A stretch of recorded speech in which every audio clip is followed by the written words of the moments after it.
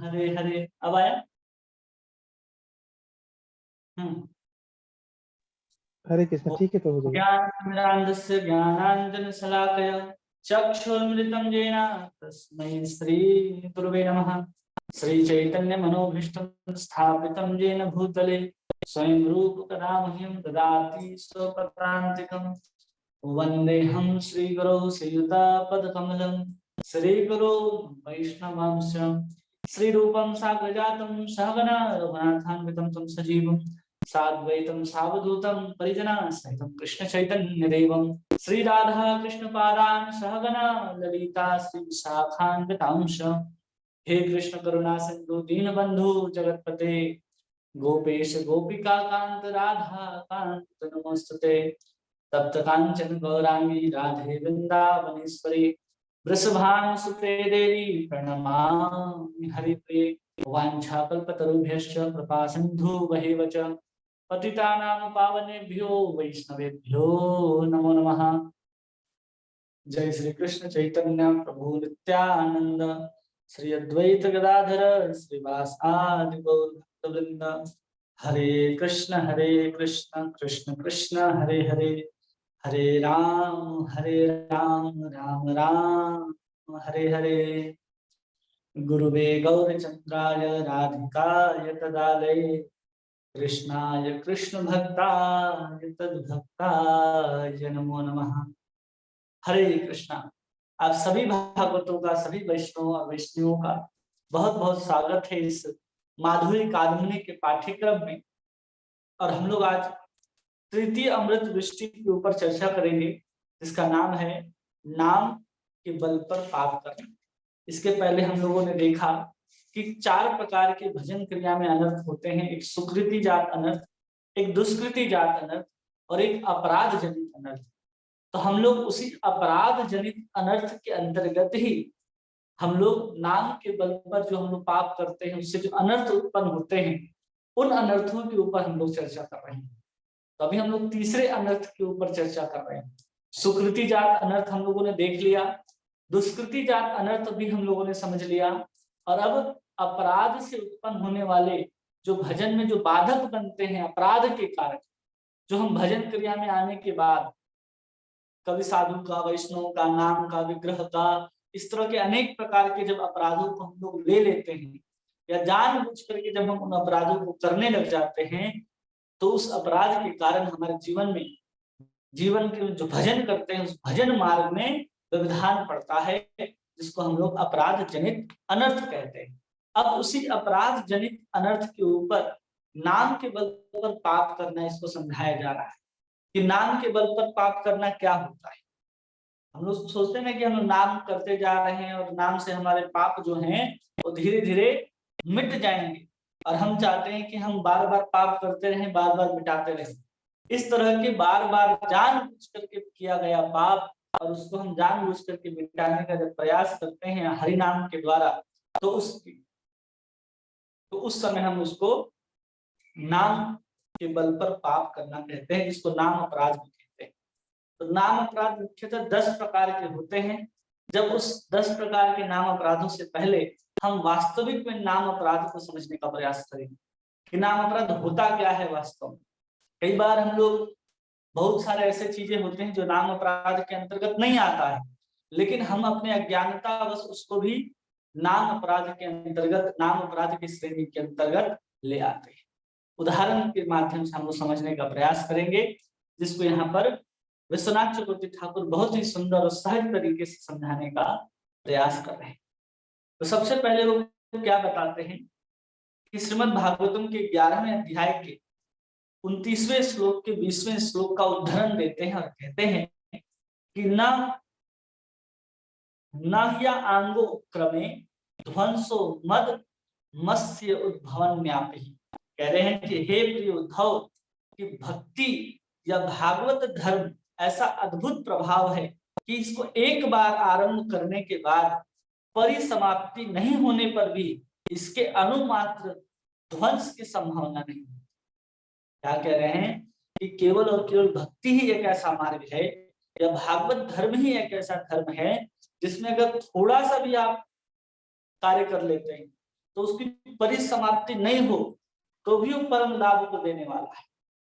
हम पूर्ण अवस्था तो नहीं पहुंचे तो भी हम क्या करेंगे, उसको कभी भी ऐसा नहीं हो कि वो समाप्त हो जाए। बहुत सारा ऐसे चीज होते हैं ना जिसको हम कार्य करना आरंभ तो करते हैं, लेकिन कार्य करने के बाद हम उसको पूर्णता के तक नहीं ले जाते तो बाद में समय के साथ क्या होता है, वो समाप्त हो जाता है। जैसे आप लोग देखे होंगे कि बहुत सारे घर बनाए जाते हैं, बिल्डिंग्स बनाई जाती हैं, तो वहां क्या होता है कि नींव खोद दी जाती है, पिलर्स उठा दिए जाते हैं, और उसके बाद अगर 10 साल तक उसको छोड़ दिया जाए तो फिर से इंजीनियर साहब आकर के क्या कहते हैं कि आपको फिर से इस पिलर को तोड़ना होगा, फिर से नया पिलर आपको डालना होगा, तब आप इसके ऊपर मकान बना सकते हैं। तो वो क्या हो गया कि हम एक जगह तक लेके गए थे उस निर्माण कार्य और बहुत सालों तक हमने उसको ऐसे ही छोड़ दिया, तो वो मजबूत नहीं रह गया, तो हम उसके ऊपर घर नहीं बना सकते। लेकिन हम भक्ति की क्रिया में आते हैं, तो जब हम भक्ति की क्रिया करके मान लीजिए केवल फाउंडेशन ही बना करके छोड़ देते हैं, और फिर अगले जन्म में भी या अगले 100 जन्म के बाद भी हम आकर के भक्ति को शुरुआत करना चाहे, तो हमने जो फाउंडेशन डाल करके रखा था उसी के ऊपर से हम भक्ति की शुरुआत कर सकते हैं। ऐसा नहीं कि अब हम फिर से नींव खोदो, नया सीमेंट लाओ, फिर से सब कुछ करो और हम भक्ति करेंगे। ऐसा भी नहीं होगा कि हम भक्ति जीवन में आ गए और कुछ मार्ग तक हमने भजन भी किया, तो हमें ऐसा नहीं है कि हम दोबारा कहाँ चले जाएंगे, या दोबारा हमें किसी साधु की कृपा की अपेक्षा रखनी होगी, वो साधु हमारे ऊपर कृपा करेंगे, तब पुनः हमारे अंदर भक्ति का बीज आएगा और फिर हम भक्ति के बीज को धीरे धीरे अंकुरित करेंगे। इसकी कोई आवश्यकता नहीं पड़ेगी। वो जहां से था, अगर उसने भक्ति को करते करते साधु संग भजन क्रिया अनर्थ निवृत्ति को पार कर चुका था, उसके बाद वो अगर भजन के मार्ग में विघ्न पड़ता है, किसी भी कारण से उसकी मृत्यु हो जाती है, और कोई भी कारण हो सकता है, भक्ति करना छोड़ देता है, भागवत धर्म को छोड़ देता है, तो आगे जब भी वो भक्ति को अपनाएगा तो उसको शुरुआत से शुरू करने की आवश्यकता नहीं पड़ेगी।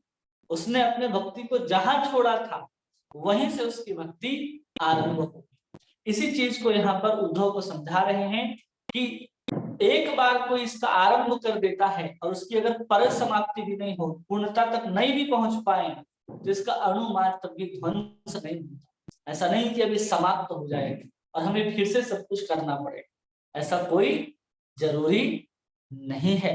लेकिन बाकी जो भी कर्म है, जो संसार के हम जो कर्म करते हैं, सकाम कर्म हो या योग करते हैं, उसमें क्या है कि हम जब तक उसकी सीमा तक या उसकी पूर्णता तक नहीं पहुंच जाते हैं, तब तक वो हमें फल की प्राप्ति नहीं कराता है। और दूसरा बात है कि जब हम वहां तक पहुंचने की पूर्णता तक नहीं पहुंचते, तब तक वो फल की प्राप्ति नहीं कराता है।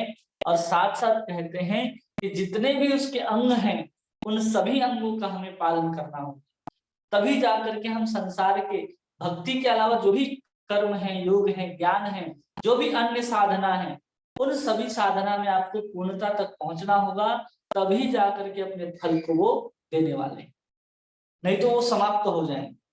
अपने आधे अधूरे अवस्था में रहेंगे तो कभी भी वो समाप्त हो सकता है। आप वहां से अगर उसको छोड़ दीजिएगा, मान लीजिए कि आपने यज्ञ करना आरंभ किया और आहुतियां आप डाल रहे हैं, स्वाहा स्वाहा स्वाहा चल रहा है, और उसको आपने आहुति बीच में ही डालना छोड़ दिया और कहते हैं कि हम कल आकर के बाकी की आहुति डालेंगे या हम परसों आकर के आहुति डालेंगे। तो ऐसा जब कर्मकांड वाले जो ब्राह्मण होंगे, जो आहुति दिलवा रहे होंगे, कहेंगे नहीं बाबा ऐसा नहीं चलता है। आपको एक ही बार में बैठ करके जितने भी सकाम कर्म के जो कर्मकांड की प्रक्रियाएं होंगी उसको पूरा करना हो। आप संकल्प करके, जैसे ही ब्राह्मण आपको संकल्प करा देंगे, आप यज्ञ के पुरोहित बन करके जब वहां बैठ जाएंगे, यजमान बन करके जब बैठ जाएंगे, तो क्या होगा, जब तक पूर्णाहुति नहीं हो जाती है आप उस यज्ञ की क्रिया को छोड़ नहीं सकते। आप जैसे ही उसको बीच में छोड़ेंगे तो उसको बीच में छोड़ने का अपराध लगेगा। सबसे पहले तो उसका पाप आपको झेलना पड़ेगा, और दूसरा कि वो पूर्ण नहीं होगा। अब जब आपको फिर से करना होगा, तब पूर्णता तक जब आप पहुंचेंगे, तभी जाकर के वो यज्ञ जो है आपके फल को देगा। लेकिन भक्ति को जब हम अपनाते हैं और भक्ति जब अधूरी छोड़ देते हैं, तो छोड़ने का भी कोई अपराध नहीं लगता कि हमने बीच में छोड़ दिया, कुछ घटना हो गई, कुछ भी, तो अपराध नहीं है। और दूसरा कि वो कभी भी समाप्त नहीं होती, हम उसको वहीं से आरंभ कर सकते हैं, हमें वापस पीछे जा करके शुरू से किसी कार्य को करने की आवश्यकता नहीं रह जाएगी। इसलिए यहाँ पर उद्धव को समझा रहे हैं भगवान कि अगर एक बार किसी ने भी भक्ति का आरंभ कर दिया हो तो उसको कभी भी ध्वंस की संभावना नहीं रहती कि अब भक्ति जो है उसकी समाप्त हो जाएगी अगर उसने भक्ति को करना छोड़ दिया। जैसे आप अपने गमले में छोटे से पौधे को लगाते हैं और छोटे से पौधे को आप पानी दे दे करके आप बड़ा कर देते हैं, और बड़ा करने के बाद आप हो सकता है कि 1 महीने के लिए चले जाएं कहीं बाहर, और बाहर से आने के बाद देखेंगे आपका पौधा का पूरा सूख चुका होगा पानी के अभाव में।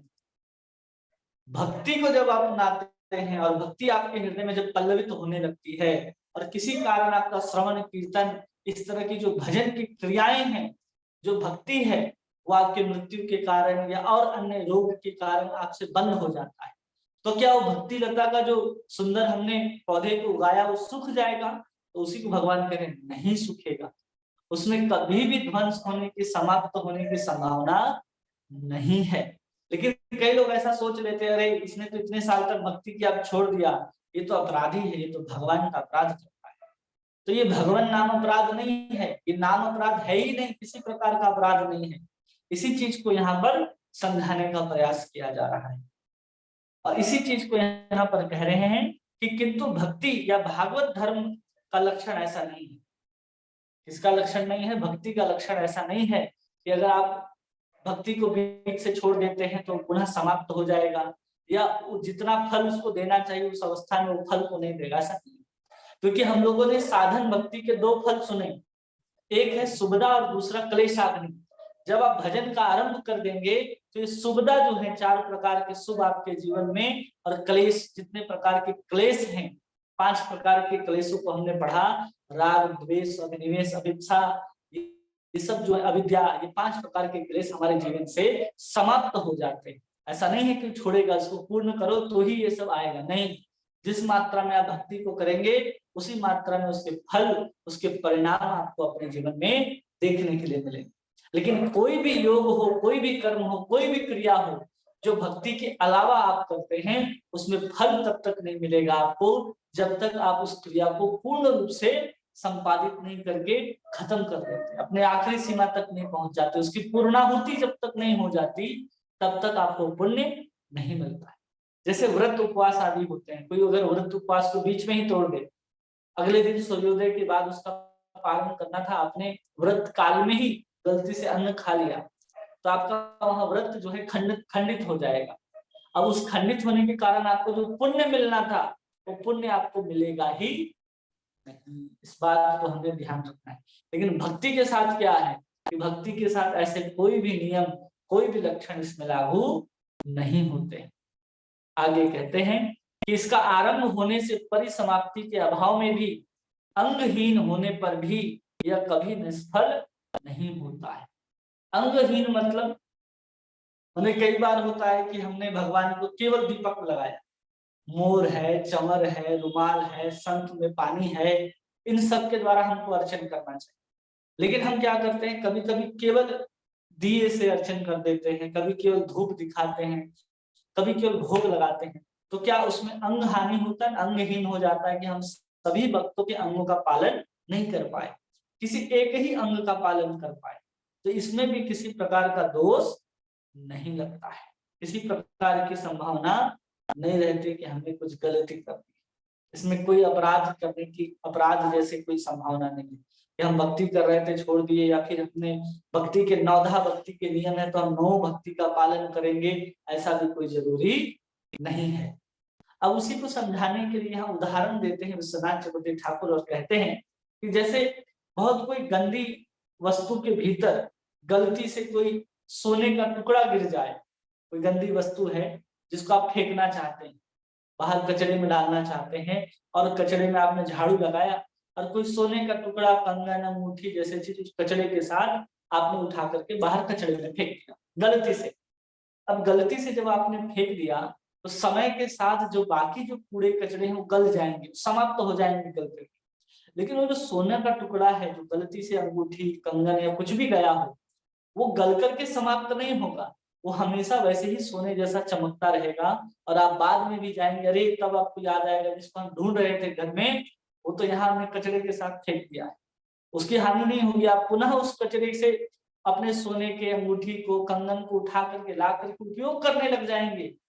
उसी प्रकार भक्ति भी है हमारे जीवन में, तो थोड़ा सा भी क्यों ना हो, उस स्वर्ण खंड के समान ही क्यों ना हो, अगर हम अपने जीवन में उसको दे आते हैं तो पुनः कभी भी उसकी समाप्ति नहीं होगी। जैसे बाकी सब चीज गल जाएंगे, सड़ जाएंगे, बाकी गंदे चीज क्या है कि आपका शरीर खत्म हो सकता है, आपके प्रारब्ध खत्म हो सकते हैं, आपके अन्य कर्म के द्वारा जो स्वर्ग आदि भोग आपने प्राप्त किए थे वो सब समाप्त हो सकते हैं। लेकिन भक्ति आपने आरंभ किया है तो उस भक्ति के जो परिणाम स्वरूप आपको जो मिलना है वो आपको मिलेगा, और उस भक्ति को आप वहीं से अपनी पूर्णता की शुरुआत कर सकते हैं। उस शुरुआत से आपको पहले जहां तक आपने छोड़ा है उसके पहले जाने की आवश्यकता नहीं है कि हम फिर से अब साधु संग करेंगे, फिर तब जाकर के श्रद्धा आएगी, फिर हम भजन आदि की क्रिया को लगेंगे और तब हमें भक्ति प्राप्त होगी। ऐसा कुछ करने की आवश्यकता नहीं रह जाती। इस चीज को यहाँ पर इस उदाहरण के माध्यम से समझाया जा रहा है कि भक्ति के अनुष्ठान वहीं से आरंभ होकर के क्रमशः पूर्ण होकर के अवश्य ही प्रेम फल प्रदान करते हैं। जहां से हमने भक्ति को छोड़ा है वहीं से हम किसी भी जन्म में आएंगे तो हमारी भक्ति पुनः वहीं से शुरू होगी और हम वहीं से अपने भक्ति को आरंभ करेंगे और भगवान के पूर्ण प्रेम को प्राप्त करेंगे। और उसी लाइन में आगे कहा गया है कि उसी प्रकार दशाक्षर मंत्र जब मात्र से सिद्धि प्रदान करता है ऐसा अवगत होता है। दशाक्षर मंत्र क्या होता है? जिन्होंने दीक्षा ग्रहण करी होगी तो उनको पता होगा कि दशाक्षर मंत्र क्या है। सबके पास जो जो ब्राह्मण इनिशिएशन होंगे उनको पता होगा कि काम गायत्री हमें प्राप्त होती है, जिसमें हम लोग मंत्र कहते हैं ओम क्लीं गोपी जन वल्लभाय स्वाहा। तो केवल उसमें गोपी जन वल्लभाय स्वाहा को देखेंगे तो उसमें 10 अक्षर होते हैं जिसको दशाक्षर कहते हैं। यही दशाक्षर मंत्र है। इसमें भी भगवान का ही नाम है, गोपी जन वल्लभा, नाम भगवान का ही आ रहा है, जिसको हम काम गायत्री के नाम से जानते हैं। और इसका भी अगर कोई जप करता है और इसके भी जप अनुष्ठान में अगर पूर्ण रूप से जप नहीं कर पाता है तो भी उसको जो फल मिलना था उसे प्राप्त होगा, क्योंकि दशाक्षर मंत्र की भी वही महिमा है। अब इतना सब कुछ हम समझ गए कि हम भक्ति को कहीं से छोड़ेंगे तो किसी प्रकार का अपराध नहीं होगा, कोई अंग हानि भी हो जाए कि हम किसी भक्ति के किसी अंग का पूर्णता से पालन नहीं कर पाए कि चलो हमें इसे पूर्ण करना था। अगर कोई अर्चन की विधि को करता है तो हम अर्चन का ही उदाहरण लेकर के हमने समझाया कि उसमें सब सामग्री ना भी हो फिर भी आप भगवान को अर्चन करते हैं तो इसमें ऐसा नहीं कि दोष लगे कि ये वस्तु नहीं थी इसलिए आपकी पूजा पूर्ण नहीं होगी।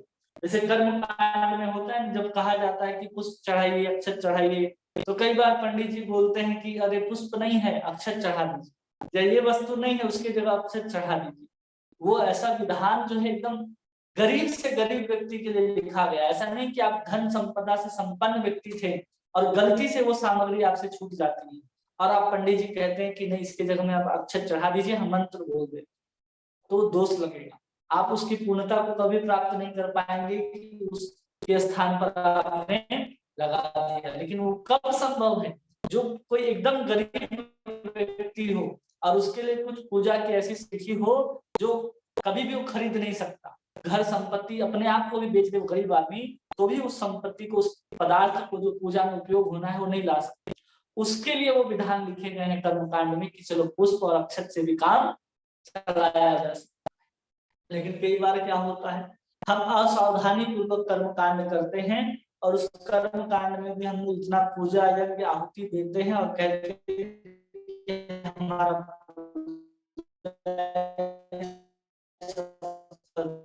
कहाँ से वो सफल होने के लिए बनाई नहीं, एक भी त्रुटि रह जाएगी वो सफल नहीं होगा। जैसे हमने जब मंत्र की अशुद्धि के कारण घोर अनर्थ की उत्पत्ति हो जाती है जिसका हम लोगों ने श्रवण किया है। इसलिए कभी भी जब हम भक्ति जीवन को अपनाते हैं तो ऐसा कभी भी देखने को नहीं मिलता है। अब यहाँ पर एक प्रश्न उठाते हैं विश्वनाथ चक्रवर्ती ठाकुर स्वयं और कहते हैं कि इन वचनों को देख करके व्यक्ति के अंदर शंका हो सकता, अपराध होना ही है, मान लीजिए हम हो ही जाए अपराध, तो भक्ति अंग के अनुष्ठान अधूरा छूट जाए या भक्ति अंग की हानि होने पर मंत्र जप में या अन्य अनुष्ठान के प्रभाव में सिद्धि प्राप्ति के मूल में भक्ति या नाम ही के कारण होता है।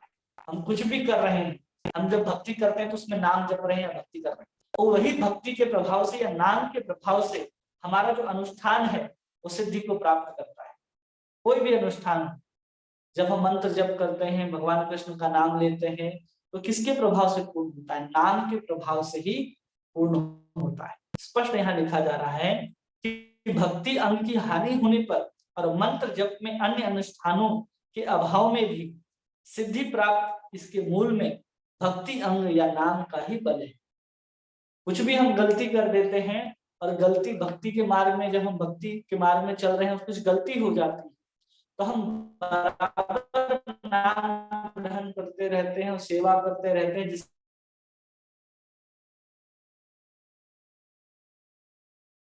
भी जीव नहीं है संसार में जो पाप नहीं करता। ऐसा कोई भी जीव नहीं है संसार में जो पाप नहीं करता। वो भक्ति कर रहा है तो कभी न कभी उससे पाप हो ही जा रहा है, जाने में अनजाने में गलती से पाप होता है। अब वो पाप का जो अपराध है, जो पाप है, उसको जो अपराध हम लोग, पाप अपराध अलग अलग जो होता है, हम लोग आपको समझाए कि अगर उसके बाद भी अगर किसी प्रकार का नाम के बल पर पाप कर देता है, अपराध जो कर देता है, तो क्या उसको नाम अपराध लगेगा या नहीं लगेगा? तो इसके प्रश्न के उत्तर में कहते हैं कोई विधि निषेध अगर छूट भी जाए तो उस जो भक्ति मार्ग में चल रहा व्यक्ति है उसको किसी प्रकार का नाम अपराध नहीं लगेगा। कोई अगर छूट जाता है कि नहीं इसके बाद ऐसा होना चाहिए, फिर यही करना चाहिए, तो नाम अपराध किसी प्रकार से नहीं लगेगा। लेकिन अगर कोई जानबूझ करके ऐसा सोचता है कि चलो हम मंत्र का अनुष्ठान कर लेंगे और इतने सारे हम पाप कर लेते हैं और उसके बाद हम इतने लोगों को दान दे देंगे, ये सब कुछ कर लेंगे और हम फिर इन सब पाप से बच जाएंगे। लेकिन अगर वो यही जानबूझ करके करता है कि मैं पाप कर लेता हूँ, भक्ति का अनुष्ठान कर लूंगा या फिर दान पुण्य कर लूंगा, भगवान का इतना और इस प्रकार अगर कोई जानबूझ करके करता है तब उसको कहते हैं पाप वो गर्हित कर्म है, वो निंदित कर्म है, जिसके करने से लोक में निंदा होती है, समाज में हमारा अपयश फैलता है और जिसको शास्त्र में पाप कहा जाता है। और उसी शास्त्र में उसको प्रायश्चित करने के लिए विधि भी बताई जाती है, वो सब पाप है। लेकिन नाम अपराध करने के बाद किसी प्रकार का विधि नहीं बताया गया कि आप नाम अपराध करके फिर अपने आप को कैसे शुद्ध कर सकते हैं। तो यहाँ पर लोग सोचते हैं नाम अपराध होगा या नहीं होगा, तो उसी चीज को यहाँ पर बता रहे हैं कि शास्त्र वचन में कोई ऐसी बात नहीं है कि पाप की इच्छा को लेकर के अगर कोई भक्ति का आचरण करता है या मंत्र जप करने का उपदेश देता है, ऐसा कहीं भी वर्णन नहीं किया गया। आवाज सबको साफ साफ आ रही है? प्रभु जी हरे कृष्णा, ज्यादा क्लियर नहीं आ रही, कट रही है बीच में वॉइस में।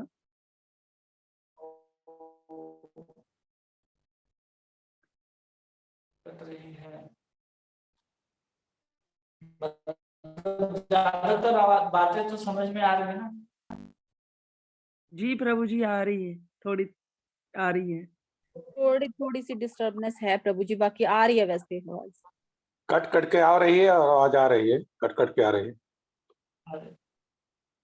ठीक है, इसको देखते हैं कि कैसे नेटवर्क ठीक किया जा सकता है। तो हम बता रहे थे कि जैसे जानबूझ करके अगर कोई करे कि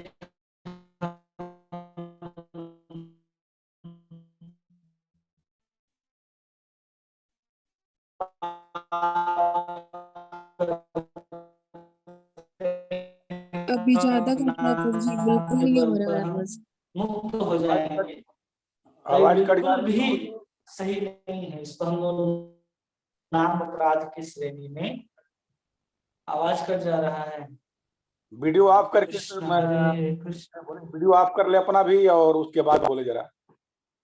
हाँ वही करते हैं।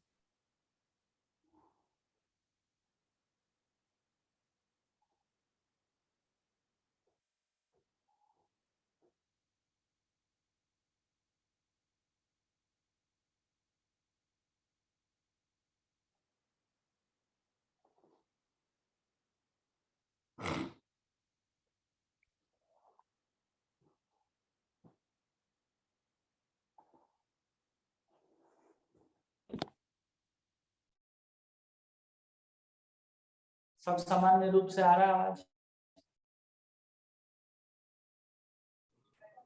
अभी भी डिस्टरबेंस है प्रभु जी। डिस्टरबेंस है।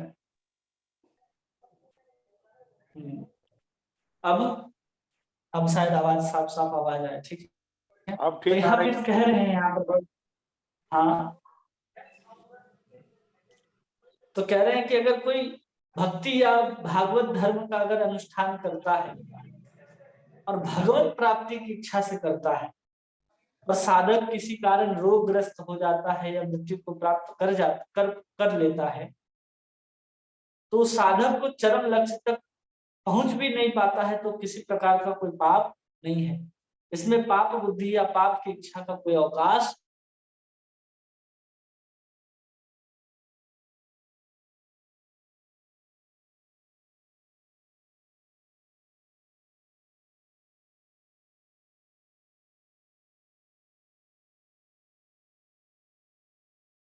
विधान है, मंत्र का आचरण है, उसमें थोड़ी सी भी अगर त्रुटि हो जाती है या थोड़ा सा भी अंग हानि हो जाता है कि आपने बिना संकल्प के ही अगर पूजन कर लिया, तो भी वो पूजन आपको सफल नहीं माना जाएगा, क्योंकि आपने उस कर्म कांड के एक खास अंग का तिरस्कार कर दिया या फिर उसको छोड़ दिया, चाहे गलती से हुआ हो चाहे जानबूझ करके छोड़ा है आप, तो उसमें किसी प्रकार का परिणाम आपको कर्म कांड में नहीं मिलेगा।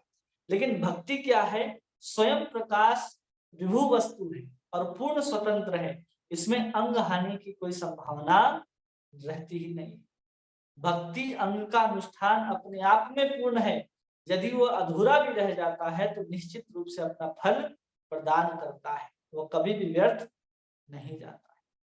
लेकिन शास्त्र में उसे न तो निंदित कहा गया है और न ही उसमें प्रायश्चित का कोई उल्लेख है कि नहीं, अरे आपने तो भक्ति के इस अंग का पालन किया ही नहीं, अरे आपने भक्ति को तो यहाँ ही छोड़ दिया, तो आपको ये प्रायश्चित करना पड़ेगा, तब जाकर के आप अपने जीवन में फिर भक्ति को कर सकते। ऐसा नहीं।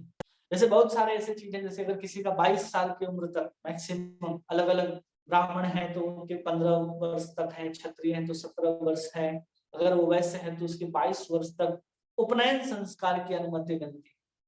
अगर उसके बाद उसके उपनयन संस्कार आपको कराने हैं तो शास्त्र में प्रायश्चित की विधि बताई गई है कि आपने अब क्या किया है, पाप कर दिया है, क्योंकि आपने उस समय में उपनयन संस्कार नहीं कराया, तो अब आपको उन विधियों के द्वारा प्रायश्चित करना पड़ेगा, तब आप जाकर के जनेऊ या उपनयन संस्कार करा सकते हैं। ऐसे हमको कर्म कांड में या फिर और विधि विधानों में, वैदिक उपासना में ये सब विधि पद्धति देखने को मिलते हैं और उसमें हमें ये सब देखने को सुनने को मिलता है कि वहां प्रायश्चित के विधान है।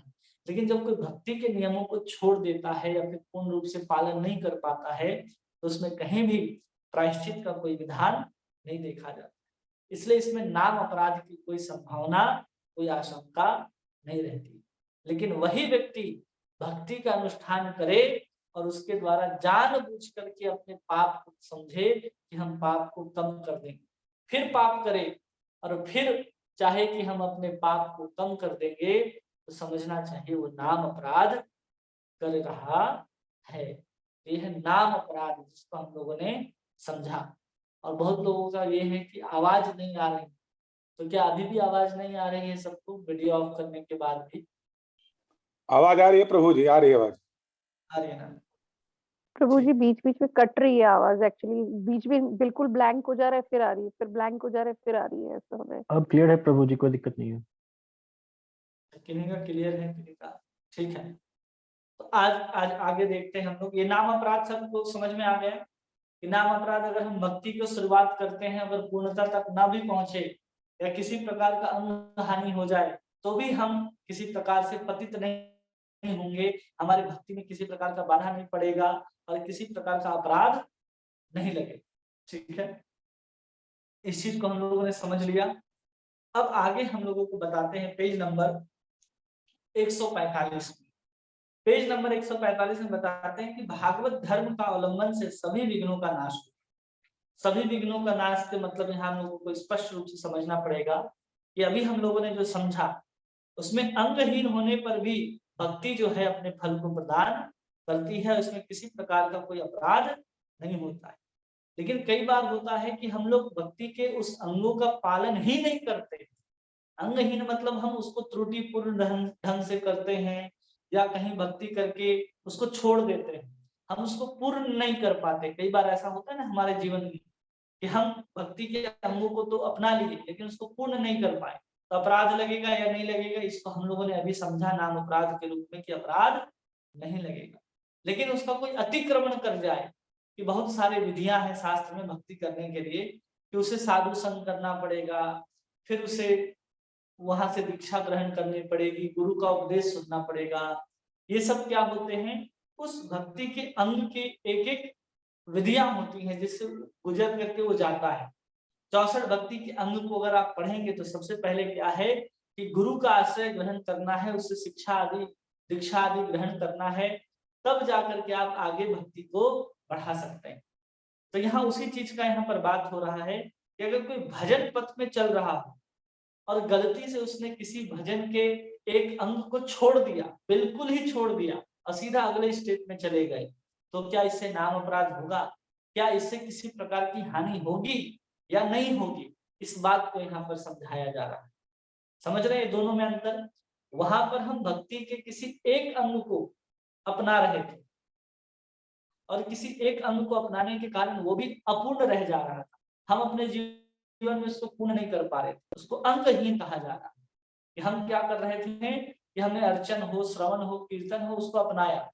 जैसे हम 16 माला का प्रण लेते हैं, 16 माला हम नहीं कर पाए, कभी 15 हुआ, 14 हुआ, तो क्या हमें अपराध लगेगा? अपराध नहीं लगेगा, नाम अपराध नहीं लगेगा। लेकिन आपने गुरु के सामने वचन लिया है कि हम प्रत्येक दिन 16 माला का जप करेंगे, तब वहां पर आपको अपराध लग जाएगा। लेकिन आपने 16 माला का व्रत ले लिया है और आप 20 माला 25 माला करेंगे और कहेंगे कि अपराध होगा, तो वहां पर अपराध की कोई संभावना नहीं रह जाती।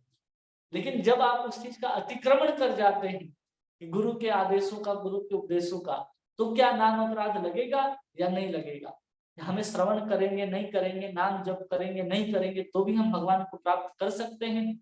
सीधा अगर हम प्रेम मार्ग में चले जाए, सीधा हम श्रद्धा को छोड़ करके सीधा भजन क्रिया में आ जाए, या बिना साधु संग के भजन क्रिया में आ जाए, या सीधा आसक्ति निष्ठा के स्तर पर चले जाए, तो क्या हमें अपराध लगेगा, नाम अपराध होगा? इस तरह के जो प्रश्न हम लोगों के अंदर उठते हैं, उस चीज का उत्तर यहाँ पर हम लोगों को दिया जा रहा है। तो यहाँ पर कहा जा रहा है कि भागवतम के 11वें स्कंद में जब योगेंद्र निमि महाराज से कहते हैं, नौ योगेश्वर में कवि नाम के योगेश्वर हैं जो निमि महाराज से कहते हैं, ये वे भगवता प्रोक्ता उपायाम आत्मलब्धये अंजपुंसां विदुषां विद्धि भागवतान हितान यनास्थाय नरो राजन न प्रेमोद्यत करहिचित् धावन निमल्यवान नेत्रेण स्खलित पतेत पतेतिह। कहने कि भगवान ने भोले भाले और अज्ञानी पुरुषों को भी सुगमता से अपने साक्षात्कार, अपने प्राप्ति कराने के लिए स्वयं अपने मुख से उपाय बता रहे हैं। और क्या कह रहे हैं कि भागवत धर्म को समझो हे राजन, इस भागवत धर्म का अवलंबन करके मनुष्य कभी भी विघ्नों से पीड़ित नहीं होता, और नेत्र बंद करके दौड़ने पर भी, विधि विधानों में त्रुटि होने पर भी न तो मार्ग से स्खलित होता है और न पतित होता है, न फल से वंचित। आंख बंद करके भी व्यक्ति अगर भक्ति के मार्ग में चल रहा है, तो यहाँ पर कह रहे हैं कि किसी प्रकार से स्खलित पतित दिहा, कि न उसका पतन होगा और न वो पतित होकर के गिरेगा और न वहां पर उसके पैर फिसलेंगे। किंतु अगर भगवान का स्वरूप भागवत धर्म या भक्ति धर्म की बात भगवान के अतिरिक्त कोई और भी कहने में सक्षम नहीं। ये जो भागवत की बात है, ये भगवान ने ही कहा है, भगवान ने ही स्वयं इस बात को कहा है, कोई और नहीं कह रहे हैं। कि कोई अगर भक्ति करता है और वो क्या करता है, दौड़ना भी शुरू करता है मेरे ओर, तो भगवान कह रहे हैं उसका पतन कभी नहीं होता, वो विघ्न में कभी नहीं पड़ता। अगर मेरे लिए दौड़ रहा है, मेरे लिए भक्ति कर रहा है, तो उसका पतन कभी नहीं होगा। इस बात का प्रमाण देने के लिए कहते हैं, कालेन नष्टा प्रलये वाणीयाम वेद संगीता मया अद्दो ब्राह्मणो प्रोक्ता धर्मो यस्यामदात्मकः। कह रहे हे प्रिय उद्धव, यह वेद वाणी समय के फेर से प्रलय के अवसर पर लुप्त हो गई थी। कब लुप्त हो गया था? प्रलय के अवसर पर। जब संसार प्रलय को प्राप्त होता है तो वेद वाणी जो है लुप्त हो जाती है। फिर जब सृष्टि का समय आया तब मैंने अपने संकल्प से ब्रह्मा को उपदेश दिया और उसने मेरे भागवत धर्म का ही वर्णन। जो ब्रह्मा जी को जो भी भागवत का उपदेश देते हैं, भागवत के प्रथम स्कंद के प्रथम अध्याय के प्रथम श्लोक में उसमें भागवत धर्म का ही उपदेश ब्रह्मा जी को दिया जाता है। जब भागवत धर्म का ही उपदेश ब्रह्मा जी को दिया जाता है जो भगवान ने स्वयं किया है, तो उसके विषय में कह रहे हैं कि भगवत धर्म का फल प्रेम प्राप्ति और भगवान की साक्षात्कार सेवा प्राप्ति। अगर कोई भक्ति का आचरण करता है, भक्ति और भागवत धर्म एक ही का कोई अगर आचरण करता है तो क्या प्राप्त करेगा? तो भगवान के प्रेम को प्राप्त करेगा और भगवान के साक्षात सेवा को प्राप्त करेगा। और भगवान के चरणों में प्रेम और प्रेम में सेवा कैसे प्राप्त हो सकती है, इसका उपाय भगवान ने स्वयं अपने मुख से बताया है। जब भगवान स्वयं अपनी प्राप्ति का उपाय बता रहे हैं, इसमें किसी प्रकार का भय नहीं रह जाता, किसी प्रकार की कोई दोष, किसी प्रकार की त्रुटि नहीं रह जाती। जैसा बोलने में हो सकता है वैसा भगवान के मुख से बोलने में गलती नहीं होती कि हम कुछ बोल रहे थे अर्थ कुछ हो जा रहा है, हम समझाना कुछ चाह रहे हैं लोग कुछ और समझ रहे नहीं। यहाँ पर जो भगवान कह रहे स्पष्ट रूप से कह रहे कि धावन निमल्यवाने प्रेरणा स्खलित पते देही, कि अगर वो मेरी ओर दौड़ता भी है आंख बंद करके तो उसका पतन कभी भी नहीं होगा। अब यहाँ पर हम लोग वो समझाते हैं आचार्य कि जो भागवत धर्म है उसका अगर कोई मूर्ख व्यक्ति है, अनायास ही अगर आत्म प्राप्ति का उपाय है, अनायास ही वो प्राप्त कर सकता है। कोई मूर्ख व्यक्ति है और भक्ति का पालन करने लग जाए, भक्ति मार्ग में चलने लग जाए, मूर्ख से मूर्ख व्यक्ति भी तो भगवान को प्राप्त कर सकता है। ऐसा नहीं है कि कोई पढ़ा लिखा व्यक्ति, बहुत ज्ञानी व्यक्ति ही भगवान की भक्ति में आएगा और फिर भगवान की भक्ति को करके भगवान को प्राप्त करेगा, नहीं। कोई अज्ञानी भी व्यक्ति आ जाए तो भी अगर भक्ति में आ जाता है तो अनायास ही क्या करेगा, भगवान को प्राप्त कर लेगा। इसलिए जो अत्यंत कठोर जो साधन होते हैं, योग होते हैं, उसकी श्रेष्ठता में जो भक्ति का धर्म है वो बहुत श्रेष्ठता के साथ यहाँ पर वर्णन किया जा रहा है। उसकी साध्यता का वर्णन किया जा रहा है कि देखो भक्ति कितना सहज है और सरल है, किसी प्रकार से डर की आवश्यकता नहीं है। यहाँ तक कहा जा रहा है कि नेत्र निमल्य, कि अगर कोई आंख बंद करके भी दौड़ता है इस मार्ग में तो किसी प्रकार की भय की आवश्यकता नहीं है। अब यहाँ पर बता रहे धावन, जो शब्द है ना दौड़ना, उसके तात्पर्य को विस्तार से खोल करके हम लोग समझने का प्रयास करेंगे कि धावन का मतलब होता है जो व्यक्ति बहुत वेग से दौड़ना शुरू करता है। जब वो बहुत वेग से अपने लक्ष्य की ओर दौड़ना शुरू करता है तो अपने पैर को जहां रखना चाहिए, जैसे हम पैदल आराम से चलते हैं अपने स्वाभाविक अवस्था, और एक व्यक्ति जब दौड़ करके चलेगा तो आपने जहां जहां कदम रखे हैं वो दौड़ने वाला व्यक्ति वहां पर कदम नहीं रखेगा। उसके पैर आपसे आगे जाएंगे या पीछे आएंगे, लेकिन उस आपसे जो उसकी गति होगी वो बहुत तेज होगी, क्योंकि वो क्या कर रहा है, धावन, दौड़ रहा है।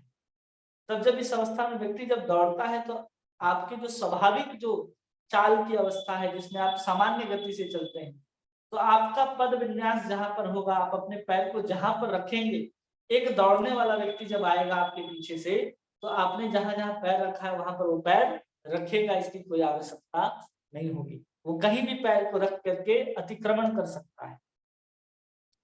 क्यों कर सकता है? क्योंकि अपने लक्ष्य स्थान पर पहुंचने के लिए उसको क्या है, जल्दी है कि हमें अपने लक्ष्य तक पहुंचना है, और स्वाभाविक रूप से उस स्थान का अतिक्रमण कर जाता है और पैर रख देता है, इधर उधर कहीं भी रख सकता है दौड़ने वाला व्यक्ति, एक सामान्य पैदल चलने वाले व्यक्ति की अपेक्षा में।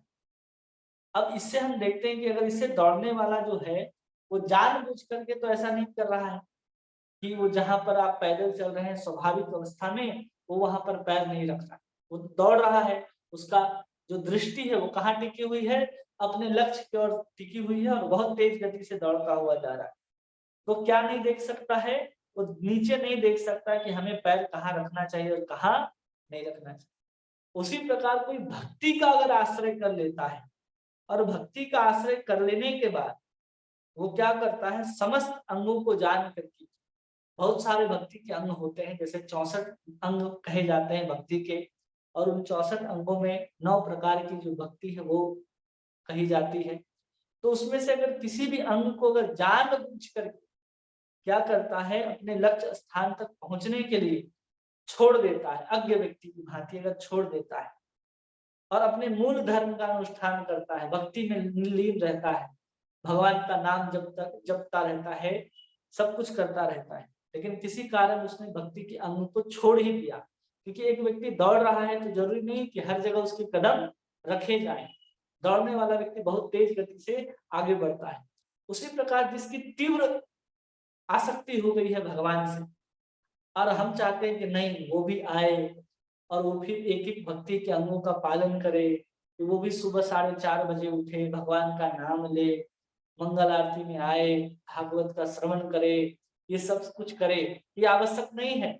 अगर ऐसा नहीं भी करता है तो किसी प्रकार से फलच्युत होगा, इसकी आवश्यकता नहीं, इसका किसी भी प्रकार से पतन नहीं होगा कि अरे उसने तो इस भक्ति के अंग का पालन ही नहीं किया, इसे भगवान नहीं मिले, अरे इसने तो इस भक्ति के अंग का पालन ही नहीं किया, अरे ये तो भगवत तत्व को प्राप्त नहीं कर पाए, अरे इसने तो भक्ति के एक इस प्रकार के अंग का भी पालन नहीं किया, तो क्या भगवान का साक्षात्कार कर पाएगा? हाँ, उसके बाद ही वो भगवान का साक्षात्कार कर पाएगा, अगर वो किसी प्रकार के भक्ति के अंग को छोड़ भी देता है, अतिक्रमण भी कर जाता है। लेकिन कैसे? उसका जो भगवान के प्रति जो अनुराग होता है, उसके प्राबल्यता के कारण वो ऐसा कर देता है, तो हानि नहीं होती, किसी प्रकार से फल से उसका पतन नहीं होता। और यहाँ पर एक शब्द है निमिलेना, आंख बंद करके। निमिलेन मतलब होता है आंख बंद करके। जब कोई आंख व्यक्ति बंद कर लिया हो और फिर भक्ति के मार्ग में चल रहा है, इसका तात्पर्य क्या है कि वो अज्ञानवश जो श्रुति है, स्मृति है, उस विषय में अज्ञान का संगत नहीं होता कि हम श्रुति स्मृति में जो बात कहे जा रहे हैं उसका भी हम उल्लंघन कर जाए। ये नहीं होता है कि आप कुछ भी कर रहे हैं, गलत काम भी कर रहे हैं और कह रहे हैं कि हम भक्ति भी करेंगे, इसका यहाँ पर बात नहीं। आंख बंद करके मतलब हमें शास्त्रों का ज्ञान होना चाहिए कि हम कहाँ दौड़ रहे हैं, किस और दौड़ रहे हैं, इसका ज्ञान हमें होना आवश्यक है। इसलिए कोई कहे कि निमिलित का मतलब है कि नहीं आंख बंद करके दौड़ रहा है, उसे शास्त्र पुराण आदि कुछ प्राप्त ज्ञात ना हो, ऐसा नहीं। जैसे कई बार कहा जाता है ना, उदाहरण के स्वरूप यहाँ पर समझाते हैं कि गंगायाम घोषा, कि कहते हैं कि जैसे गंगा में घोष पल्ली है, तो गंगा के अंदर तो घोष पल्ली नहीं हो सकता है, गंगा के नदी के किनारे घोष पल्ली नामक स्थान हो सकता है, गंगा के तीर पर हो सकता है। इस प्रकार से उसमें लक्षणा लगाई जाती है, जिससे हम समझ सकते हैं कि वास्तव में निमिलिन का मतलब क्या है, कि हम क्या कर सकते हैं कि श्रुति स्मृति के विषय में अज्ञानी रहे हम, और फिर हम भक्ति के मार्ग में दौड़े, और फिर हम कहेंगे कि अरे मेरा पतन हो गया। भगवान तो कह रहे थे आंख बंद करके भी दौड़ोगे तो पतन नहीं होगा। तो इसका अर्थ भी हमें ठीक से समझना होगा कि आंख बंद करके भी अगर हमें दौड़ना है तो हमें इस बात का ध्यान रखना चाहिए कि दृष्टि शक्ति रहने पर भी नेत्र बंद करके दौड़ने की बात कही जा रही है। ये नहीं कि हमें श्रुति स्मृति शास्त्र आदि का ज्ञान नहीं है और फिर भी हम दौड़, नहीं, उसको ज्ञान है, लेकिन फिर भी उस ज्ञान की तरफ वो खोल करके नहीं देख रहा है कि श्रुति क्या कह रहे हैं, शास्त्र क्या कह रहे हैं। वो क्या करता है, आंख बंद करके चलता है। उसको उदाहरण दे करके समझाते हैं, जैसे कोई साधु है, शास्त्र है और गुरु उपदेश के विषय में ज्ञान रहने पर भी अगर कोई तेज गति से भगवान के प्रति उसकी तीव्र अनुराग होने से, अनुराग की प्रबलता होने के कारण अगर दौड़ता हुआ जाता है और गुरु के उपदेशों का भी उल्लंघन कर देता है, कई बार शास्त्र का भी उल्लंघन कर देता है और कई बार साधु का भी उल्लंघन कर देता है, तो इसमें भी किसी प्रकार का कोई दोष नहीं लगेगा। लेकिन हम अगर ऐसा कर दें तो हमें दोष लगेगा, क्योंकि हम भगवान के प्रति इतने अनुराग नहीं है, इतने अनुरक्त नहीं है कि हम साधु के बात का उल्लंघन कर जाएं, अपने गुरु के बातों का उल्लंघन कर जाए और हमें भगवत प्राप्ति हो जाएगी, नहीं हो। अब उसका उदाहरण भी सुन लीजिए कि जब बलि महाराज जब पहुंचे वामन भगवान जब बलि के यहाँ पहुंचते हैं तो वहां बलि महाराज ने अपने गुरु महाराज के वचनों का उल्लंघन कर दिया कि मत दो धरती, सब कुछ नाप लेंगे। तो स्वयं नारायण है, कौन मना कर रहा था? स्वयं गुरु मना कर रहे थे बलि को, फिर भी उन्होंने क्या किया, अपने गुरु के उपदेशों का भी उल्लंघन कर दिया और फिर भी उनको भगवान की प्राप्ति हो गई। इनको राजा बलि, कब? क्योंकि उनकी प्रबलता किसके ऊपर थी? भगवान के ऊपर, इसलिए उन्होंने इस चीज को प्राप्त कर लिया। तो हमें भगवान के प्रति अगर हम इतने अनुरागी हैं, इतने अनुरक्त हैं कि हम किसी प्रकार के विधि नियम और निषेध को छोड़ते हुए सीधे भगवान तक पहुंचेंगे, तो आपको उन विधि निषेधों को या उस भक्ति के अंगों को छोड़ देने का भी कोई अपराध नहीं लगेगा। लेकिन हमें क्या करना है? उसी को ध्यान रखना है कि हमारी भगवान के प्रति कितने अनुराग का प्रबल है।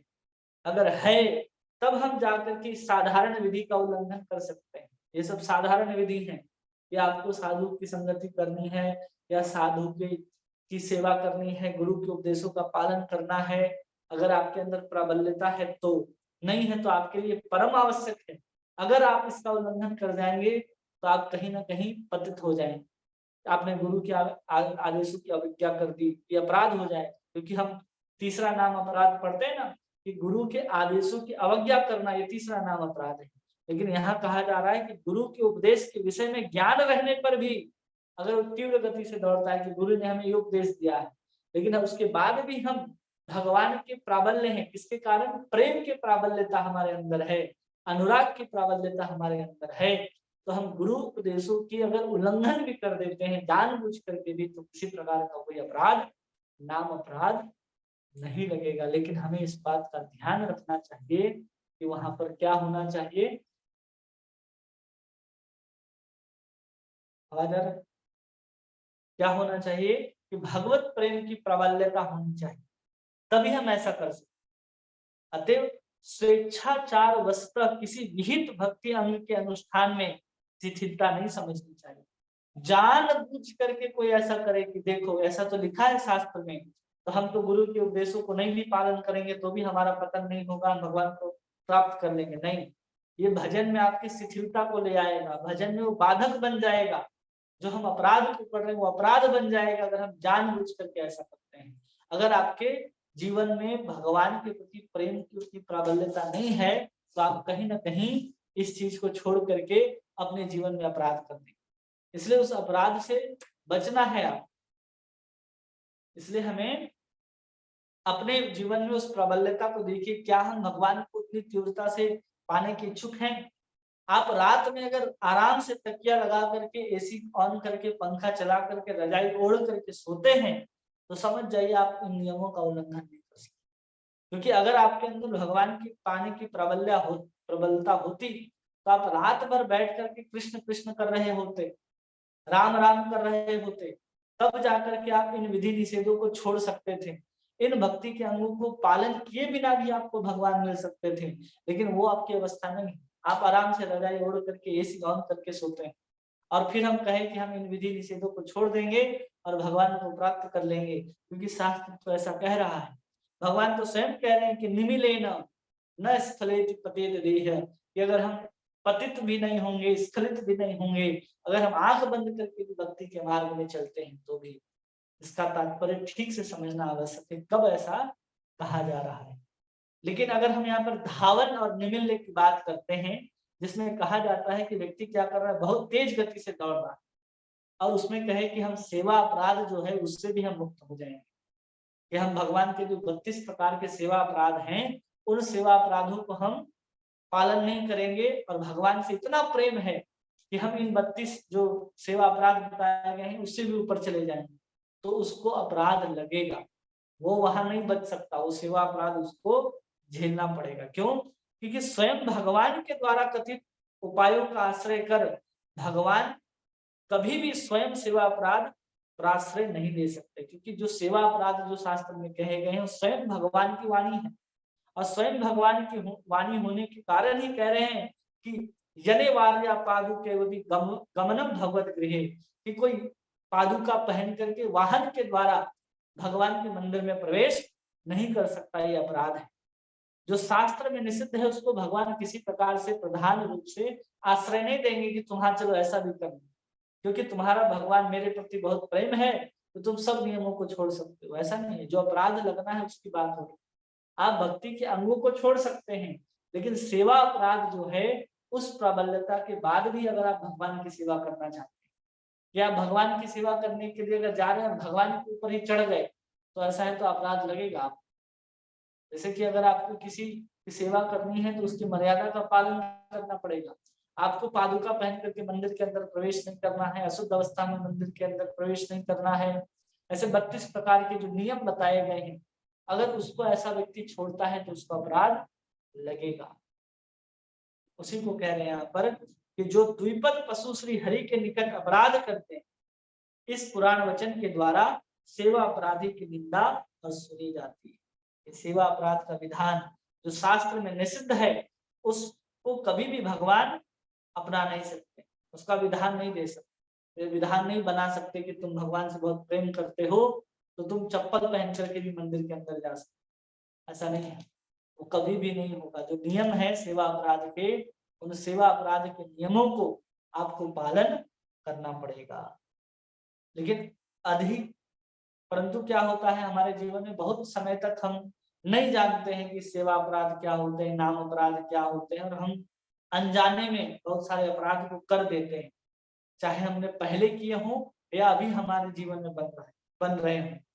तो उसके कारण क्या होता है, उसके फल स्वरूप जो लक्षण दिखाई देंगे कि क्या है, कैसे हम समझेंगे कि हमने कभी नाम अपराध किए हैं। तो उसके फल स्वरूप क्या होगा कि आपके भजन में शिथिलता आ जाएगी। जो भजन में जितना आप आनंद ले रहे थे उतना आनंद आपको नहीं आएगा। जो कृष्ण भजन में जितनी आपका अभिनिवेश था, वो कृष्ण भजन में अभिनिवेश न रह करके वो कहाँ चला जाएगा, वो कृष्ण के अलावा जो विषय वस्तु है उसमें आपका ज्यादा मन लगने लगेगा। आप उसमें अपनी रुचि को ज्यादा दिखाने लग जाएंगे जब आप अपराध के अंतर्गत आ जाते हैं। ये सब होता है, चाहे आपने पहले किए हो या किए हो, सेवा अपराध हो या नाम अपराध हो। और जो हमने भक्ति करके छोड़ दी वो नाम अपराध नहीं है। और भगवान के अनुराग की प्रबल्यतावश किसी भक्ति के अंग का पालन न किया हो, किसी भक्त का संग न किया हो, या किसी अपने गुरु के उपदेशों का भी उल्लंघन कर दिया हो, तो किसी प्रकार का नाम अपराध नहीं लगेगा। लेकिन आपके अंदर वो प्रेम की प्रगाढ़ता होनी चाहिए, प्रबल्यता होनी चाहिए। लेकिन साधारण दृष्टि से जो हम सब भक्त हैं उन सबको इन भक्ति के अंगों का पालन ठीक से करना चाहिए, तब जाकर के हम अपने भक्ति में आगे बढ़ सकते हैं।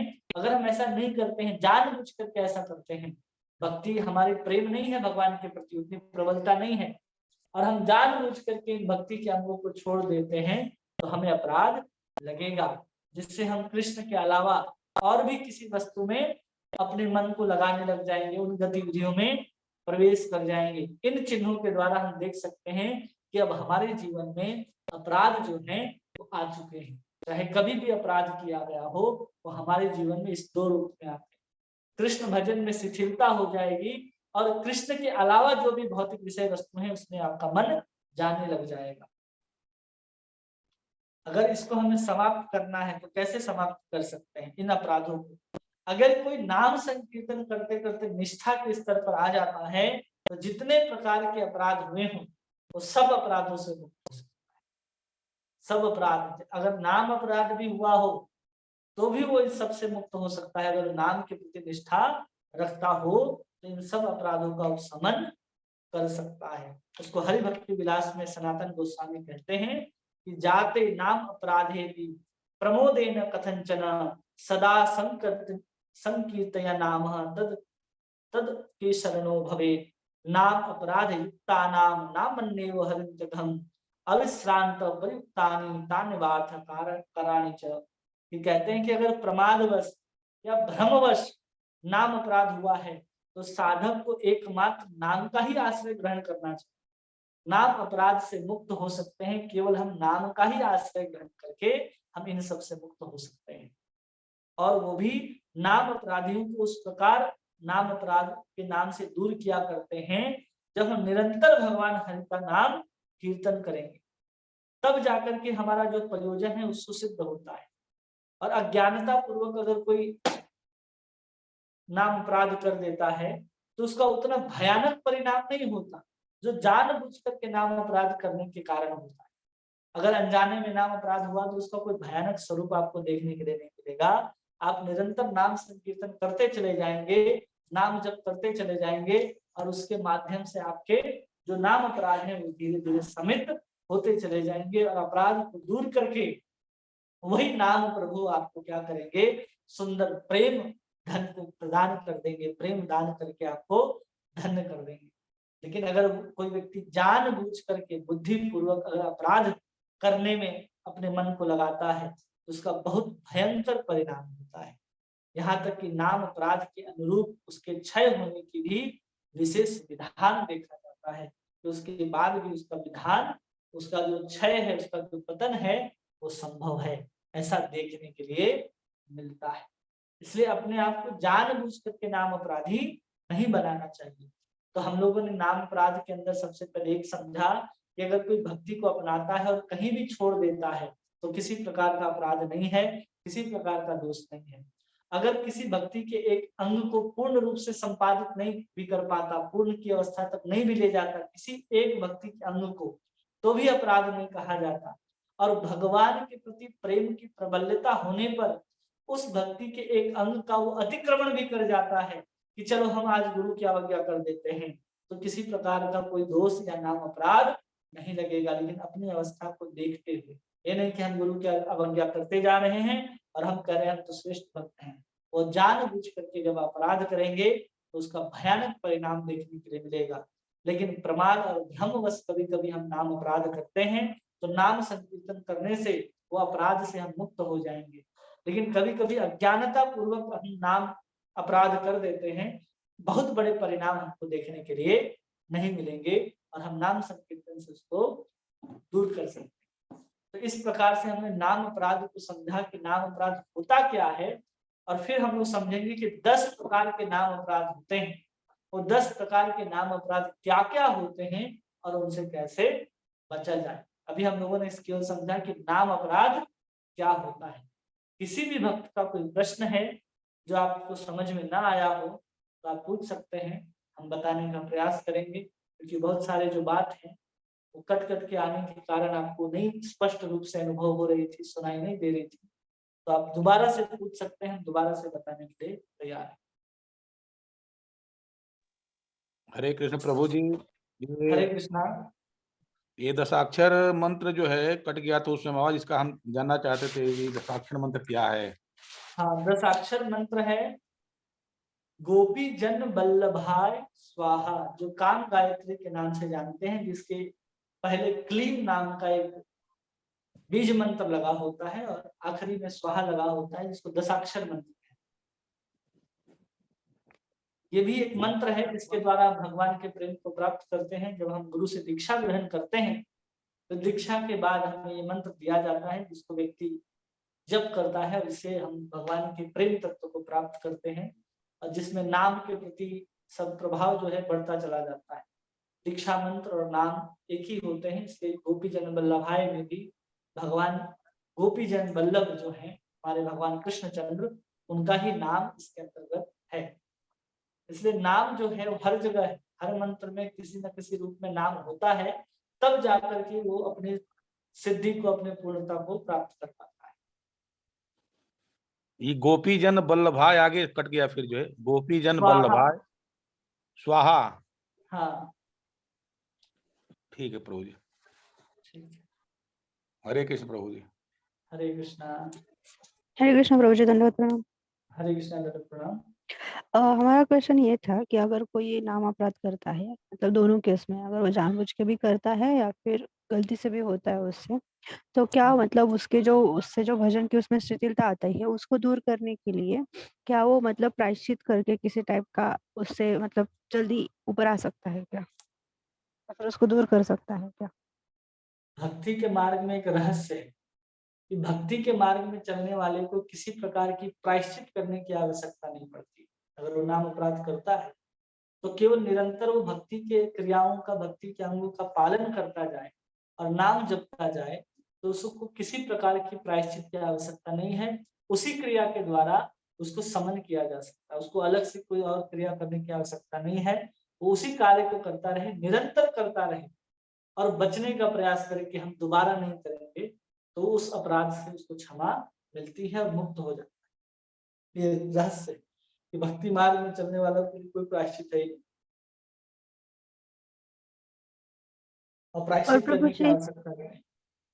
हाँ, पर ऐसे होता है ना कि मतलब भजन में ऑलरेडी शिथिलता आई है, तो हम और आगे बढ़ नहीं पा रहे, तो उस केस में फिर कैसे किया जा सकता है? तो उस केस में हम लोगों ने 4 प्रकार के अनर्थों का भी हम लोग चर्चा कर रहे हैं, जिसमें हम लोग 3 प्रकार के अनर्थों को समझे हैं कुछ और तीसरा अभी तक पूरा नहीं हुआ। एक सुकृति जात अनर्थ होता है, जो हम लोग समझ लिए कि हमारे पुण्यों के कारण कभी-कभी हम किसी अन्य भोग के ऊपर लालायित हो जाते हैं, तो भजन में शिथिलता आ जाती है। बहुत भोग विलास विषय प्राप्त होने के कारण भजन में शिथिलता देखी जाती है। तो हमें उससे भी बचने का प्रयास करना। हर बार हमें ये नहीं सोचना है कि अपराध के कारण ही भजन में शिथिलता आई, क्योंकि हम जो अनर्थ पढ़ रहे हैं, ये अनर्थ का काम ही है कि हमारे भजन को शिथिल करे। ये 4 प्रकार के जो अनर्थ हैं, तो उसमें सुकृति जात अनर्थ भी हो सकते हैं, दुष्कृति जात अनर्थ भी हो सकते हैं, या नाम अपराध या अपराध से उत्पन्न होने वाले अनर्थ भी आपके भजन को शिथिल कर सकते हैं। और उसी अपराध की श्रेणी में हम लोग अभी सेवा अपराध पढ़ा। जो सेवा अपराध के अंतर्गत हमें मुक्त होना है, तो केवल नाम संकीर्तन और भगवान की स्तुति से हम सेवा अपराध से मुक्त हो जाते हैं।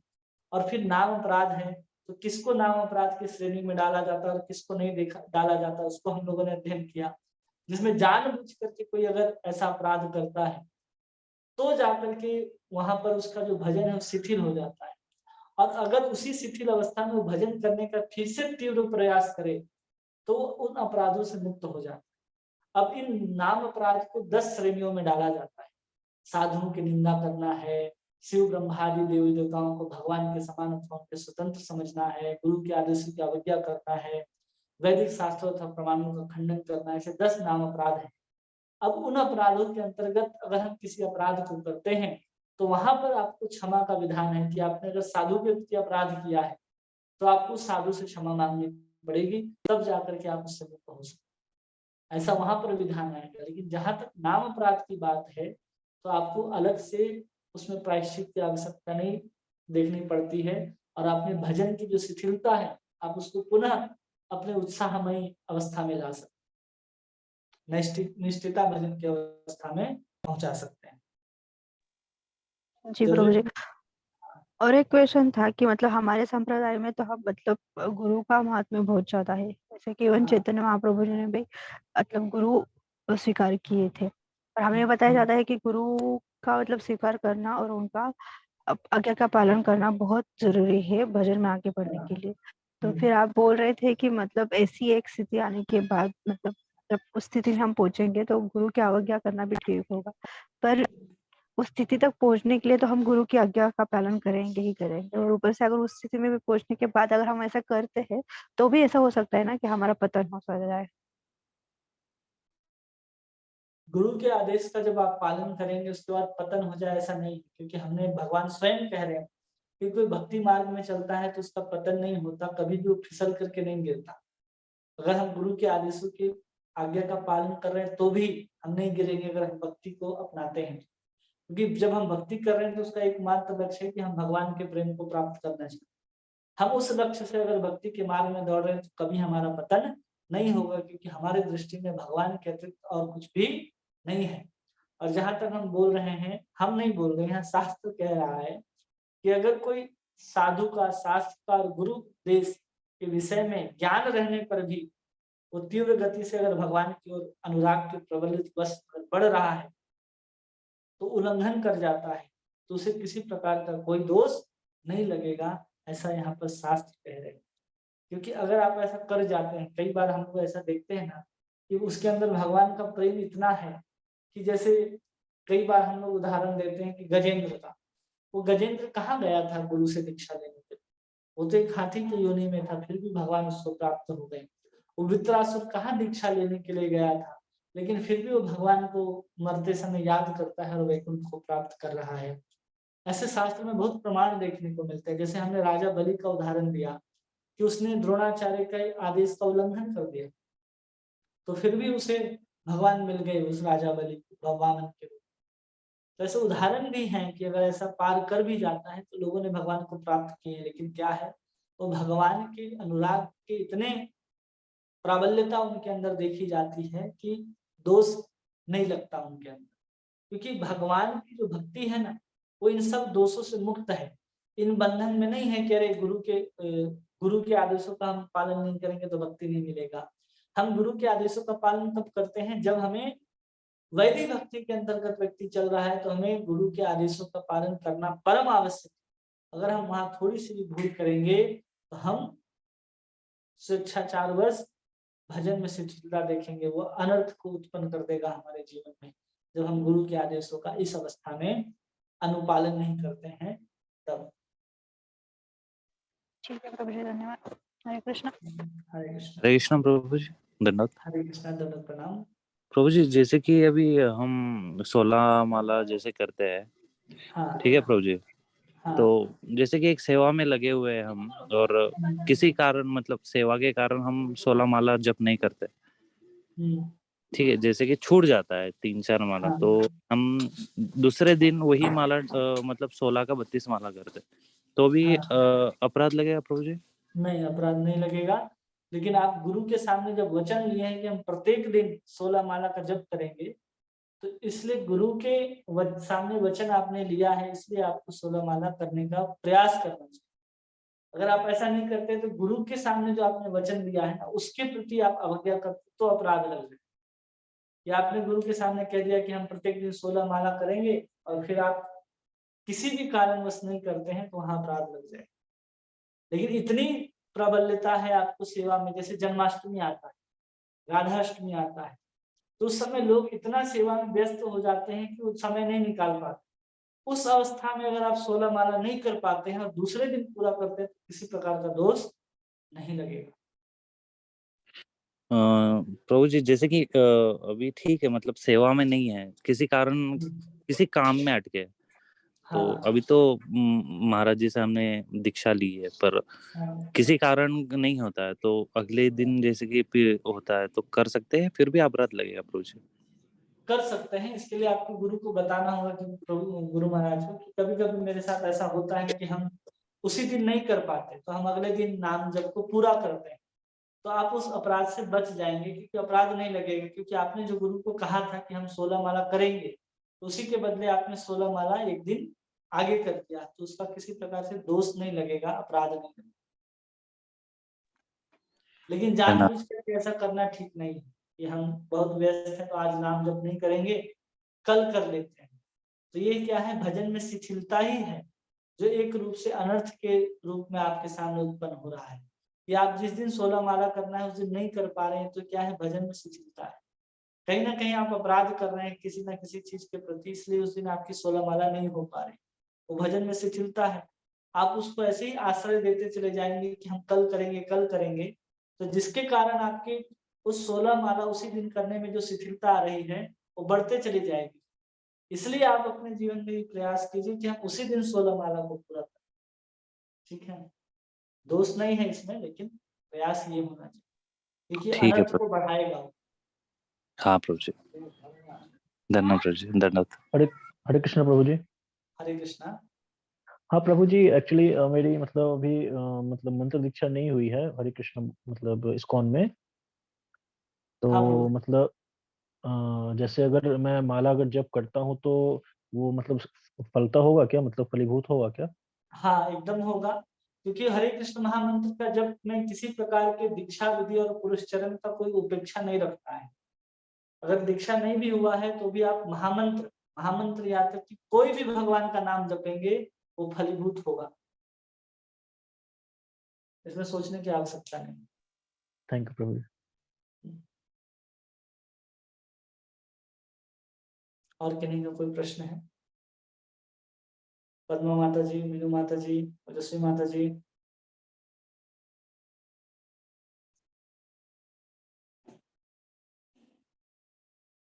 आवाज जा रही है इनके पास? प्रभु जी। हाँ।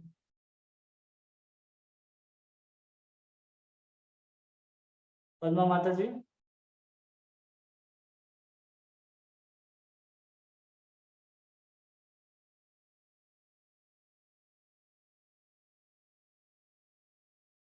सब बातें सबको समझ में आई, या किन्हीं के पास कोई प्रश्न है जो कल पूछना चाहते हैं या फिर से श्रवण करना चाहते हैं तो ऐसे भी कर सकते हैं। ठीक है, हरे कृष्णा, दंडवत प्रणाम प्रभु। हरे कृष्णा, दंडवत प्रणाम। सब प्रभु लोग का, माता जी लोग को समझ में आ गया तो प्रभु, तो मैं तो ऐसा हूँ, कान में लीडिल डालता हूँ, बस में आता हूँ, कुछ समझ में आता है, कुछ नहीं आता है प्रभु, बस खाली सुन रहा हूँ प्रभु बस। हरे कृष्णा प्रभु जी, हरे कृष्णा। दंडवत प्रणाम प्रभु जी। सब समझ आना अलग बात है और इसको धारण करना, मैं तो उस दिन मानूंगी जब मैं एक नाम अपराध से भी मुक्त हो जाऊंगी ना प्रभु जी, फिर लगेगा कि कुछ समझ आया है ना प्रभु जी। अभी तो इतनी नाम अपराध होता क्या वही चर्चा किए हैं, अभी 10 हाँ प्रकार के वही तो नाम प्रभु जी अपराध। आपने किया ना 10 कि भक्ति को हमने कैसे जीवन में लाना है। मतलब आप तो इतने प्रेम से और इतने अच्छी तरह से हमें बता रहे हैं प्रभु जी, पर हमारे जीवन में भी तो परिवर्तन आना है ना, है ना। आएगा और आएगा। आएगा ना प्रभु जी। प्रभु जी कल ना मुझे आपसे एक पर्सनल कॉल करना है, मैं आपको किस टाइम फोन करूं? एक क्वेश्चन पूछना है मुझे। दोपहर में कॉल कीजिए। कितने बजे प्रभु जी? दोपहर में कभी भी कर सकते हैं। अरे प्रभु जी तो मेरा स्कूल रहता है, मैं 3:30 पे घर आती हूँ, 4 बजे आती हूँ। ठीक है, तो स्कूल में जब आपका जो ब्रेक टाइम होता है ना, लंच टाइम, उसमें कर सकते ठीक है प्रभु जी, उसमें पूछूंगी कल। हैं। हाँ, ठीक है प्रभु जी, हरे कृष्णा, दंडवत प्रणाम। और किन्हीं का कोई प्रश्न है? प्रिया माता जी, सब समझ में आया? सुनीता माता जी, हरे कृष्णा प्रभु जी, दंडवत प्रणाम। हरे कृष्णा, दंडवत प्रणाम। प्रभु जी आज दूसरा तीसरा दिन नहीं है तो क्या एक्चुअली पिछला पढ़ रही हूँ और आगे का सुन रही हूँ, अब बीच में से सब गोल है प्रभु जी, इसके समझ में तो आ रहा है लेकिन वही लगता है कि मैं सही सवाल पूछूंगी भी कि नहीं प्रभु जी। जैसे कि अभी लगा, अभी मैंने भी है ना सिर्फ आश्रय लिया है अभी गुरु जी से, हाँ, अभी दीक्षा नहीं ली है और मैं हरे कृष्ण महामंत्र का जाप करती हूँ। लेकिन अब मुझे ऐसा लग रहा है, जब आपने कहा कि फलीभूत होता है तो मुझे ऐसे लग रहा है कि मैं, मेरे गुरुजी को मेरी वजह से कोई तकलीफ हो, क्योंकि कई बार ऐसा होता है कि नहीं करती हूँ तो दूसरे दिन कर लेती हूँ, तो मेरे को ऐसा लग रहा है कि मैं यही जाप करती रहूं, फलीभूत तो यही होता है, हरे कृष्ण महामंत्र भी होता है, तो मैं उनसे मतलब दीक्षा नहीं लूं, अभी थोड़ा टाइम रुकूं जब तक कि मैं पूरी परफेक्ट नहीं हो जाती हूँ प्रभु जी, क्योंकि उनको तकलीफ होगी।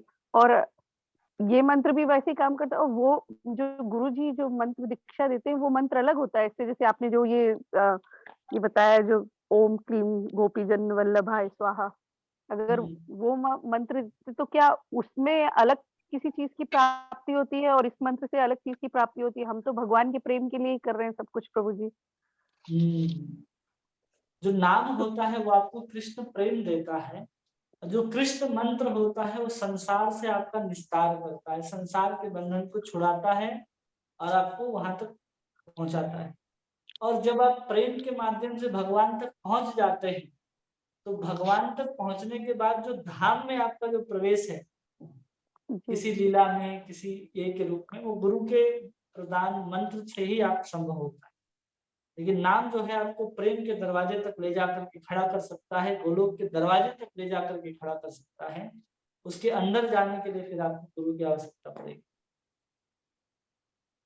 जी प्रभु जी, ठीक है, जी प्रभु जी, समझ में आ गया। हरे कृष्णा प्रभु जी, जरूरी है। हरे कृष्णा प्रभु जी आपको एक बात बताएं सीक्रेट, जो प्रिया दाना माता जी है ना, वो बहुत उच्च कोटि की भक्त हैं प्रभु जी, मेरी फेवरेट हैं, बहुत ज्यादा भक्ति करते हैं। हम तो कुछ भी नहीं करते प्रभु जी, कुछ भी नहीं इनके मुंह सामने। प्रभु जी मुझ अधम के बारे में ये ऐसी बातें करते माता जी, मुझे हंसी आती है, मेरे जैसे दुष्ट कोई नहीं है प्रभु जी, मेरे को क्षमा कीजिएगा। मैं बहुत दुष्ट इंसान, बहुत ही तुच्छ तुच्छ टाइप की, बस ये है कि कोशिश करती हूँ प्रभु जी कि मुझे उठना है, मुझे भी बस इतना है इस जीवन में, इतना ही समझ में आया अब तक कि लक्ष्य हमारा कृष्ण है। बस हमें ये समझ में आ गया कि जीवन का जो लक्ष्य है ना वो बस कृष्ण को पाना है। ये मनुष्य जीवन जो मिला है ना, बस यही करना है हमको, बस इस जीवन में मुझे लगता है इतना समझ गई वही बहुत है। और कोशिश जब आप जैसे भक्त जनों से, अच्छे उच्च भक्तों से जब सुनती हूँ ना प्रभु जी, तो मेरे तो हाथ पैर ढीले हो जाते कि मैं क्या ऐसा कर पाऊंगी कभी। जैसे आप बताते हैं ये नाम अपराध और इनसे मुझे डर लगता है इन चीजों से कि और आज भी कोई बहुत कुछ ऐसा बहुत ज्यादा चेंजेस नहीं आए प्रभु जी। हम तो एक तो गृहस्थ है, हम क्या कर पाएंगे। बस हम सोचते हैं कि इस बार लक्ष्य मिल गया, 16 माला कर रहे हैं। अब जैसे आपने कहा ना, प्रेम मिल जाए, उस दरवाजे तक भी पहुंच गए तो हमारे लिए बड़ी बात है प्रभु जी। हरे कृष्णा। हरे कृष्णा। ठीक है, तो जो बातें हरे आप लोगों कृष्णा को प्रभु समझ जी। में नहीं आया, कट कट के आवाज आ रही, तो YouTube में आप चेक कर सकते हैं। तो दोनों जगह लाइव हुआ था, जहां पर भी आया हो साफ आवाज, आप वहां पर से दोबारा सुनने का प्रयास करें। और फिर भी अगर आपको समझ में ना आई हो तो कल फिर से प्रश्न पूछें। मैं पहले प्रश्न कल पूछूंगा, फिर उसका उत्तर दूंगा, फिर क्लास आरंभ करूंगा कल। तो फिर से आप एक बार सुन लें, ठीक है। कोई कुछ कह रहे थे प्रभु जी? हरे कृष्ण प्रभु जी। हाँ प्रभु जी। ये मैं पुस्तक क्या मिल जाएगी प्रभु जी, माधुर्य कादम्बरी? हाँ मिल जाएगी, PDF भेजा गया था। ये PDF आपने डाउनलोड नहीं किया था? नहीं, PDF है, जैसे पुस्तक इसकी मिल पाए कि नहीं? जाए PDF मान लीजिए हाँ लोग तो मिल कर लेंगे। जाएगा ना, आप ऑनलाइन ऑर्डर कर देंगे तो आपको प्राप्त हो जाएगा। अच्छा प्रभु जी। हाँ, क्योंकि वृंदावन के बाहर थोड़ा मुश्किल होता है इसको मिलना। जी प्रभु जी, मिल नहीं रहा, कि मैं प्रयास किया कई जगह। हाँ, आप ऑनलाइन ऑर्डर करेंगे ना, या ऑनलाइन अगर आपको नहीं मिलता है तो आप हमको मैसेज कीजिएगा। हम अमेज़न में या कहीं से होगा तो हम उसका लिंक आपको शेयर कर देंगे, आप ऑर्डर कर लीजिए। अब एक दिन प्रयास किए जो है ऑनलाइन के लिए प्रभु जी, कर नहीं पाए जो है।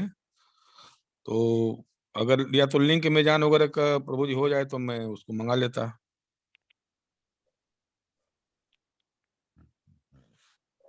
हाँ ठीक है, हम आपको लिंक प्रभु जी भेज देंगे अमेज़न से निकाल करके इस किताब ठीक का, है ठीक प्रभु। है। ठीक है प्रभु जी। हाँ प्रभु। राम प्रभु जी। प्रणाम।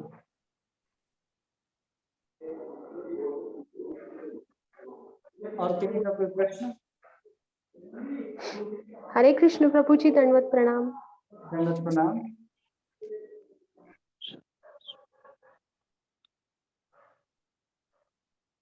ठीक है, तो सब लोग एक बार सुन लीजिए और फिर कल हम लोग प्रश्न से ही अपने क्लास को आरंभ करेंगे। कोई अगर आपको कुछ बात समझ में ना आई हो, फिर 10 नाम अपराध जो है, जिसमें हम कल साधु संघ को समझने का प्रयास करेंगे कि साधु किसी वैष्णव के प्रति जो अपराध होता है वो कितना भयानक होता है, कैसे हम उसे छूट सकते हैं, किसको हम वैष्णव अपराध मानते हैं, उन सबको हम लोग कल देखने का प्रयास करेंगे, ठीक है। तो आप सभी भक्तों का बहुत बहुत धन्यवाद। हरे कृष्णा कृष्ण कृष्णा हरे हरे, हरे राम राम राम हरे हरे। आप सभी भक्तों का बहुत बहुत धन्यवाद। हरे कृष्णा, दंडवत प्रणाम। हरे कृष्णा, दंडवत प्रणाम। हरे कृष्ण प्रभु जी, दंडवत दंडवत प्रणाम। Thank you. हरे कृष्णा प्रभु जी, दंडवत प्रणाम। दंडवत प्रणाम।